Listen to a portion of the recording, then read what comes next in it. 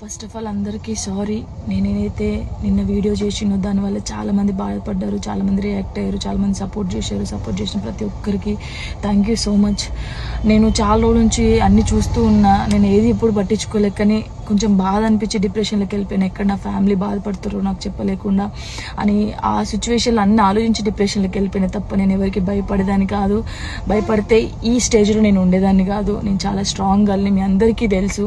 ఇంకో విషయం, పెళ్లి గురించి అందరూ అవును నా పెళ్లి వల్ల మీకు ఏమైనా నష్టం ఉందో లేదు కదా, నేను కొత్త లైఫ్ స్టార్ట్ చేయబోతున్నాను.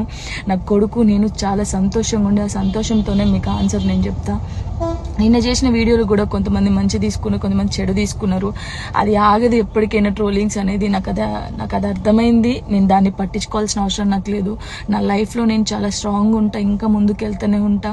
మీ జానక్ ఎప్పుడు స్ట్రాంగ్గానే ఉంటుంది. కొంచెం డిప్రెషన్లోకి వెళ్ళిపోయిన, అంతకు మించి ఇంకేం లేదు. Thank you so much. అందరికి నమస్కారం. నేను మీ సింగర్ దిలీప్ దేవగన్.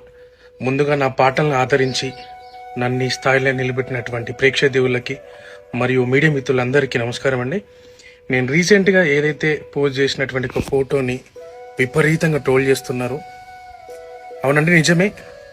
నేను జాను త్వరలోనే పెళ్లి చేసుకోబోతున్నాము. మేము ఇష్టపడ్డాం, కలిసి బతకాలనుకుంటున్నాము. మేము ఎట్లాంటి తప్పు చేయలేదండి. మేము కలిసి బతకాలనుకుంటున్నాం అంతే. అండ్ మా ఇంట్లో ఒప్పుకున్నారు, వాళ్ళ ఇంట్లో ఒప్పుకున్నారు. మేము చాలా ఇష్టపూర్వకంగానే మేము పెళ్లి చేసుకోబోతున్నాము. సో అనేక రకాల ట్రోల్స్, అనేక రకాల మాటలు అంటున్నారు మీడియాలో. అండ్ మేము ఎలాంటి తప్పు చేయలేదు. అండ్ ఇలాంటి విమర్శలు మీరు ఎన్ని చేసినా తట్టుకొని నిలబడడానికి మేము సిద్ధంగా ఉన్నాము. అండ్ మాకెవరైతే సపోర్ట్ చేస్తున్నారో మనస్ఫూర్తిగా థ్యాంక్ యూ సో మచ్.